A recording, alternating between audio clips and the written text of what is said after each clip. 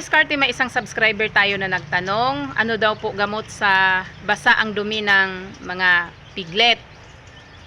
So, yon, sabi ko, tinanong ko po muna kung bakit po basa ang dumi. So, ang sagot niya po, bali, nagpurga po siya ngayon, araw na to, kahapon, nag-umpisa na basa ang dumi ng mga piglet niya. So, mga kadiskarte, kapwa ko hag-racer sa mga baguhan pa lang, wag na wag nyong gawin yung ganitong senaryo na basa ang dumi nila tapos nagpurga po kayo. So wag na wag nyo pong gawin yan. So parang tao lang din po yan na pag nagbasa ang dumi, so ibig sabihin masama ang tiyan yan, masakit po ang tiyan yan.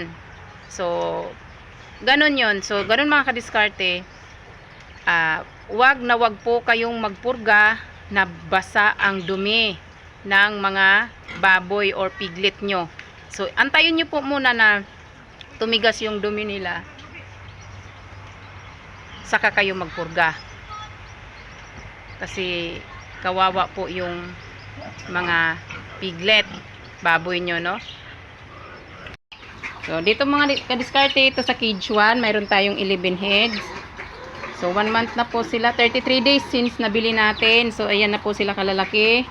Startex na din po ang pinapakain natin. So, yan. So, dito po sa kabila.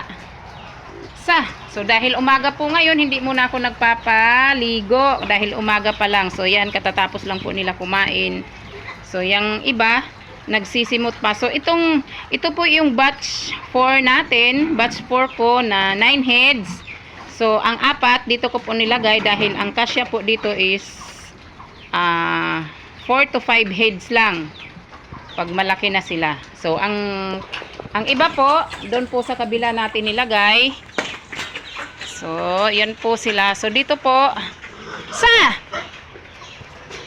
So, dito po, ito po yung ating 11 heads din na 2 weeks na po simula nung nabili natin. 14 days since nabili natin. So, pre-startex pa rin po sila.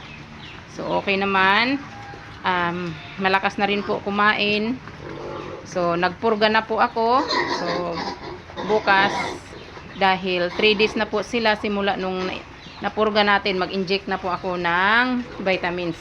So, dito po sa cage na to, so, ito nga po yung 5 piraso dito ko po nilagay dahil ang kasya dito is 5 to 6 heads po ang kasya dito. So, ito yung ating mga batch 4. So, 9 heads po ito sila lahat. So, ang disposal po nito is May 26. So, malalaman po natin kung ilan ang timbang ng bawat isa na nito.